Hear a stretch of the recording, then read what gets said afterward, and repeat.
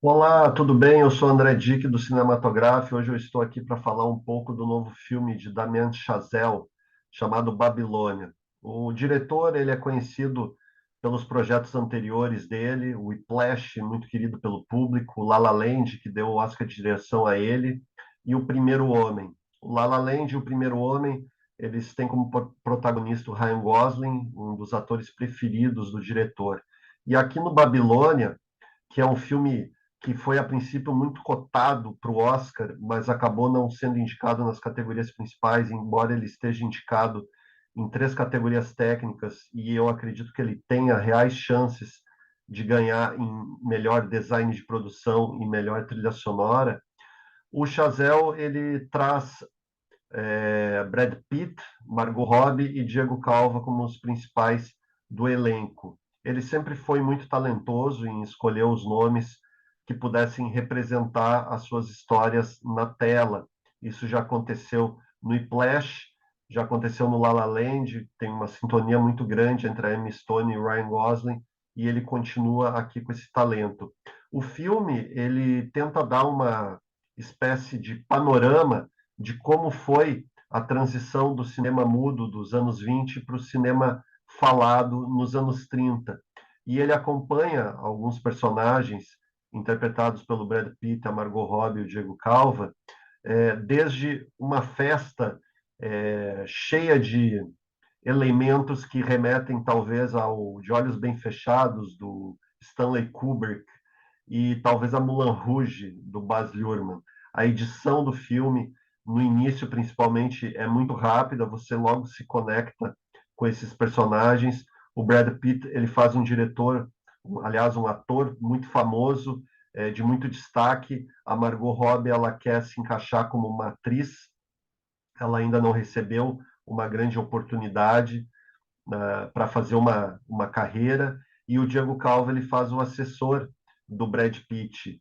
Então, o filme vai se estabelecendo, a princípio, por meio da ligação entre esses três personagens, mas ele é muito mais. Ele consegue, através de um ritmo quase alucinante, mostrar toda essa transição do cinema mudo para o falado de maneira sentimental, de maneira emocional, em que os personagens eles conseguem ter uma escalada, cada um, em relação às suas histórias. O Brad Pitt, talvez, ele tenha aqui o papel mais difícil nos últimos anos, embora ele tenha se destacado bastante no Era Uma Vez em Hollywood, pelo qual ele recebeu o Oscar de ator coadjuvante, mas aqui eu acho que o papel dele é ainda mais difícil, mostra um ator muito querido e que aos poucos ele pode deixar de ter o público que tanto aclama ele. Essa transição entre as duas coisas, o ator consegue fazer de maneira muito talentosa. O Brad Pitt é um ator multifacetado, ele é múltiplo, ele consegue realmente indicar caminhos diferentes para cada personagem dele. Eu gosto muito das atuações do Brad Pitt. A Margot Robbie, ela tem alguns elementos aqui, eu concordo com alguns espectadores que apontaram, com a Arlequina, do Esquadrão Suicida. Eu acho que não se fecha tão bem com a personagem dela, mas ainda assim a atuação muito boa. E o Diego Calva, ele é um ator mais desconhecido a princípio, ele foi até cotado para ser indicado ao Oscar, ele foi indicado ao Globo de Ouro, e ele tem uma atuação muito surpreendente. É um ator de muito talento, e eu acho que se ele tiver papéis tão interessantes quanto esse que ele recebeu no Babilônia, ele tem bastante condições de fazer uma trajetória de grande talento. E eu queria também citar a participação de outro ator que é também bastante conhecido do público e eu acho que funciona muito bem, é o Tobey Maguire, né, o antigo Homem-Aranha. Ele tem uma participação fundamental, não vou dizer em que parte do filme, mas eu acho que ele consegue dar um toque surpreendente através dos diálogos que o Chazelle concedeu a ele. Eu acho que até alguns elementos lembram um pouco a Estrada Perdida do David Lynch. o filme ele tem algumas referências. O David Lynch é uma, com certeza. Ele também bebe da fonte do Paul Thomas Anderson. Eu acho que principalmente algumas coisas que se relacionam a festas, que remetem ao Boogie Nights. Mas o filme também tem alguns elementos que me lembraram um pouco O Mestre, que é um dos grandes filmes da década passada e que, infelizmente, acabou não sendo reconhecido também pelo Oscar, assim como o Babilônia. O Babilônia ele teve uma recepção, a princípio, inesperada. O projeto, desde que foi anunciado, com um elenco estelar, ele era cotado realmente para estar entre os indicados principais do Oscar, mas ele acabou perdendo espaço para alguns filmes que eu acho que não mereceriam tanto quanto ele. Eu acho que a recepção crítica acabou conduzindo o filme a ser menos falado, menos conhecido nessa temporada do Oscar. Ele atingiu uma bilheteria até agora de em torno de 56 milhões de dólares.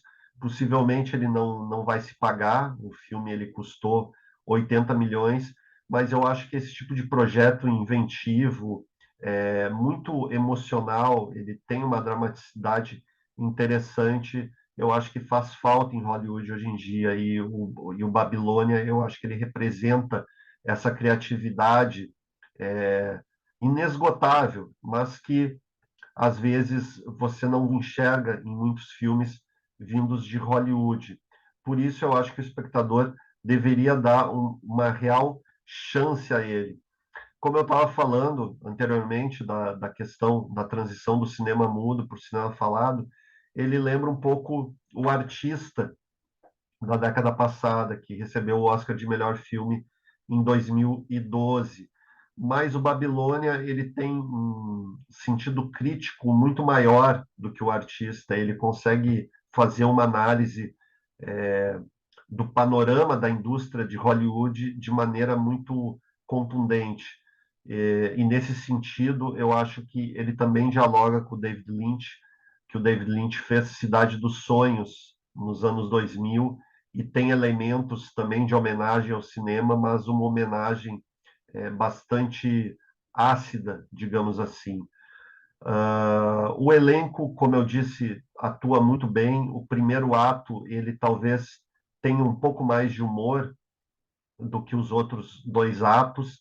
O final é muito emocionante. Ele lembrou para mim, foi tão impactante quanto o do La La Land, mas o início ele tem elementos mais de humor que me remetem principalmente ao grupo inglês Monty Python. É um humor nonsense, um humor meio surreal, você não entende muito bem algumas coisas que estão acontecendo, e eu fico pensando se o público talvez tenha se mantido um pouco afastado da obra, porque ela tenta combinar esses elementos mais de comédia com elementos mais de drama, e para determinado público talvez isso não seja tão equilibrado.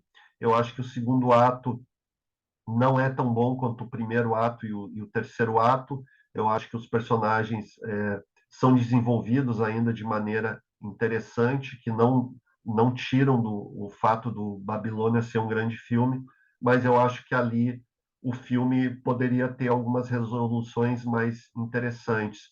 Eu acho que o personagem do Diego Calva, que é muito bom, ele acaba dando uma sumida, embora seja bem trabalhada a personagem da Margot Robbie quando ela, ela já começa a trabalhar na indústria do cinema, e eu acho que a visão que o Chazelle dá do personagem do Brad Pitt, eu acho que é o ponto principal do filme, que faz o filme se tornar mais grandioso. Eu acho que dos elementos de grande destaque que acabaram sendo lembrados pelo Oscar, que são o design de produção impressionante, uma reconstituição de época incrível, e a trilha sonora do Justin Hurwitz, que é um habitual colaborador do Chazelle. Ele já ganhou o Oscar pelo La La Land. Eu acho que ele deveria ter recebido uma indicação pela trilha sonora do Primeiro Homem, uma trilha memorável também. Ele é um dos melhores compositores hoje em dia. E a trilha do La La Land, tanto do La La Land quanto, nesse caso, do Babilônia, conseguem ditar o ritmo por filme. O Chazelle ele tem uma edição que costuma ser muito rápida nas transições. Você pega, por exemplo, o La La Land, isso é muito acentuado, e aqui ele consegue de maneira crucial trabalhar esse elemento. Eu acho que isso tem uma influência também do diretor australiano do Baz Luhrmann, principalmente do Moulin Rouge, que, que também é um filme que é evocado na primeira parte, ali principalmente de uma festa espetacular que tem logo no início do filme e que vai atrair o espectador para dentro da história. Eu espero que o Babilônia, apesar de não estar sendo recebido de maneira como eu acho que mereceria, que é ser recebido como um grande filme, eu acho que com o tempo é um filme que vai conseguir chegar a uma plateia maior e vai ser reconsiderado. Mas eu aconselharia você a assistir ele o quanto antes para ter uma outra percepção também de Hollywood, de que hoje em dia também se pode fazer filmes ainda mais inventivos, mais criativos. A homenagem que ele faz para o cinema, eu acho que é uma das mais emocionantes que eu já vi na grande tela. Em determinados momentos, eu acho que remete também à tentativa de homenagear o cinema do Sam Mendes no Império da Luz, outro filme que foi muito criticado também, como Babilônia, de maneira, a meu ver, injusta. Eu acho que esses filmes conseguem mostrar o amor pelo cinema de maneira muito própria, muito particular, e o terceiro ato, como eu disse, do Babilônia, do Chazelle, eu acho que ele é tão emocionante quanto do La La Land, que tem um dos finais mais bonitos, acho eu, da história do cinema. Então é isso, se você puder assistir o Babilônia, eu recomendaria, acho que é um filme que vale a pena, mesmo que às vezes você não goste tanto da narrativa, talvez não simpatize tanto com as atuações, eu acho que a parte técnica dele faz ele valer a pena. E eu lamento muito que ele não esteja entre os principais indicados ao Oscar. Então é isso, agradeço por acompanhar o vídeo novamente. Se você gostou, quiser curtir, quiser comentar, e se você gostou do canal e quiser seguir, eu agradeço. Muito obrigado de novo.